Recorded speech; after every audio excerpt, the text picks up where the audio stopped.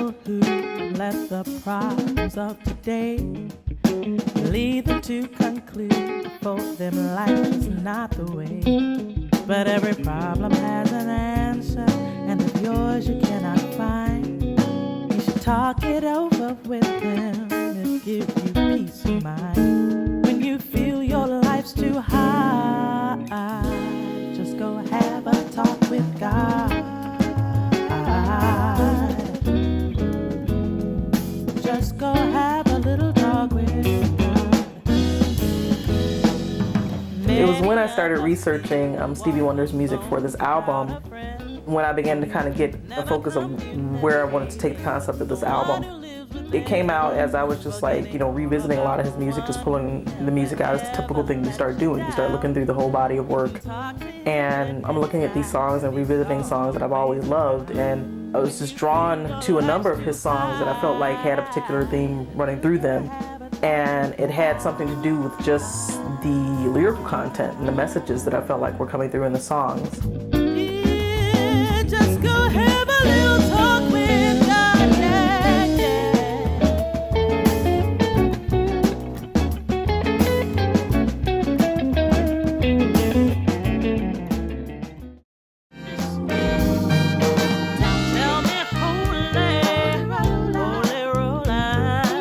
So much of the lyrical content of Stevie Wonder's music covered a wide array of subject matters, religion to politics, social justice to human rights. What I didn't realize was that they were all threaded together by this old concept in the pop music industry of a message song. And especially in the 60s and 70s, during times of war, during times of civil rights, popular artists, pop artists that were doing really well, very successful, would release a message song that was different from the other music that they did. And sometimes they were called even war and protest songs. The thing about the message song, though, especially when it came to pop artists, was that record labels and managers would actually kind of discourage their artists from releasing those types of songs. They weren't always very widely popular just because of the content of it. We're making music to bring people's spirits up during this time, not to make them think about what's going on around them. Stevie Wonder really was a trailblazer in that sense. It was very obvious very early on that Stevie Wonder's music was going to be characterized by the message song. For him, it wasn't just about making one or two songs in protest of the war. The body of his work was music that would make you think. The integrity to do that and do it at the possible cost of not being as popular of an artist. It's something that I admired greatly about him. Stevie Wonder was just so successful, I think, in this marriage of the popular song coming together with the message song and making that something that people wanted to listen to. They didn't feel like they were being preached to, but he got people to listen to what he was saying, which I think is such an enormous gift. I consider Stevie Wonder a messenger, which is why I named the album Messenger.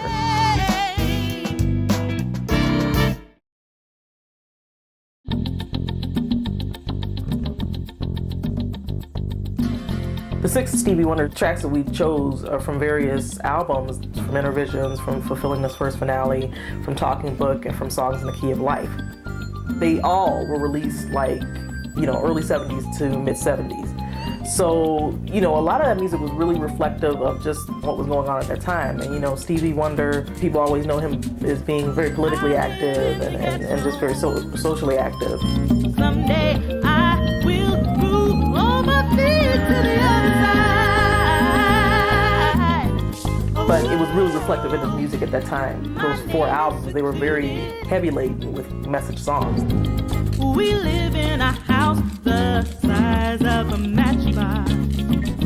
Big Brother, I think, is the best example of just this concept of the message song of that era, because it's a commentary on poverty, on political corruption, on all these things, and it's amazing. It's like that's the 70s, and it's still I found that song is more true more than ever right now in this time, in this climate.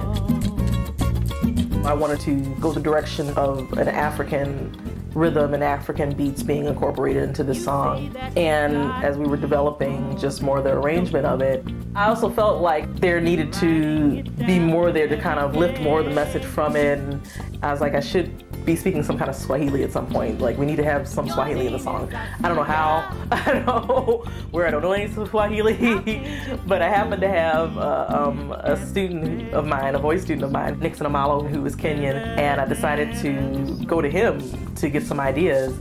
I wanted to also kind of incorporate another one of Stevie Wonder's songs, kind of secretly embedded in there. So we decided to make a play off of Stevie Wonder's Heaven Help Us All, and just took the main hook of that song. My name is nobody.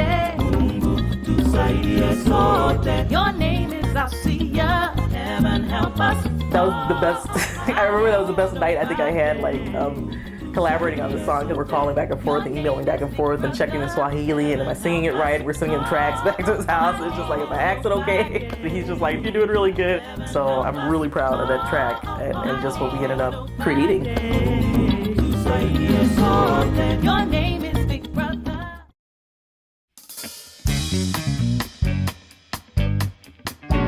I knew I had to at least have one, like, just recognizable, just classic that everybody was gonna know, and take on that challenge of that to say, okay, what are we gonna do with this? How are we gonna rework it? How are we gonna reinterpret it? Powers keep on lying. And Higher Ground seemed like a really cool and fun challenge to take on. I feel like it was really representative of Stevie's genius for being able to, again, deliver the message song through a hot pop tune. I mean, the one that everybody would know, that was really successful. And yet, you know, here it was delivering a really substantial message at the same time. Keep on turning, 'cause it won't be too long. Oh, no, no, no. We had a ton of fun. I'm one of the ones I'm proudest of on the album.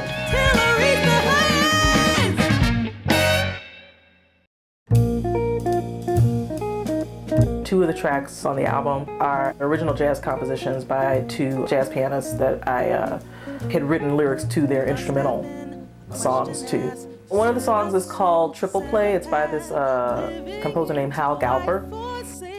Triple Play, I discovered that song, I want to say a little over 10 years ago now. It was on an album called Rough House by John Schofield. The lyrics that I ended up writing, my inspiration came from a book I was reading at that time called Conversations with God. The book was something that had really been important in just my overall kind of journey and faith journey in my life. So that ended up, somehow, I got that to work into Triple Play, just that melody of what it was, and I felt like it ended up being really successful. I had a lot of fun just singing it.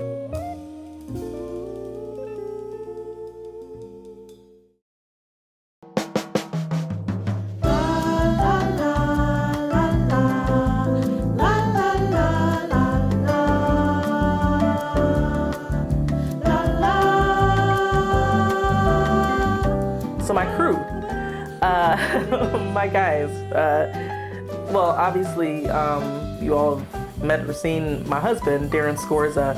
He serves his role as engineer and producer this time around because we chose to record at home. We chose to build our own home studio and record this album at home and give ourselves the freedom to really flesh out what we wanted to do with this album, and just the freedom and liberty to do that.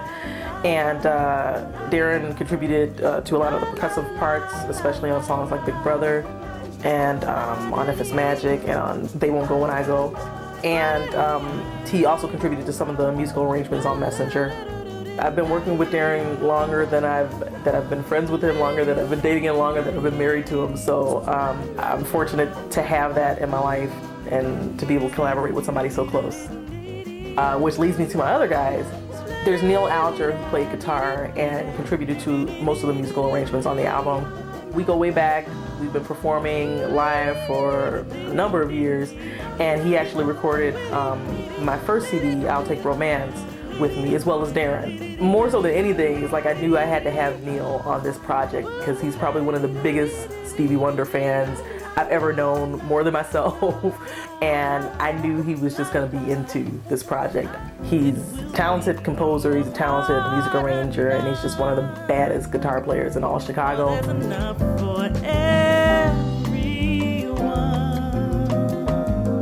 Another part of our core group is Bob LaVecchio, who plays bass, both upright bass and electric bass on this album. Bob is just a chameleon to me. I mean, he's able to fit into any kind of situation. Anything we have thrown at him, he finds a way to just meld into, and he just kind of completes that circle. Working with Darren and just completing like our rhythm section for us, you know, we just had so much fun working with him. Again, you know, just a lot of willing participants, and I was so happy to be able to work with so many of them.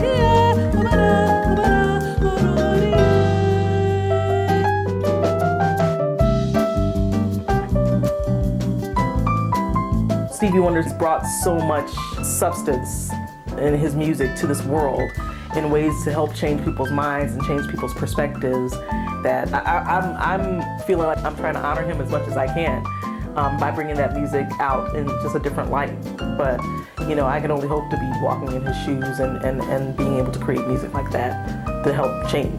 It holds the key to every heart.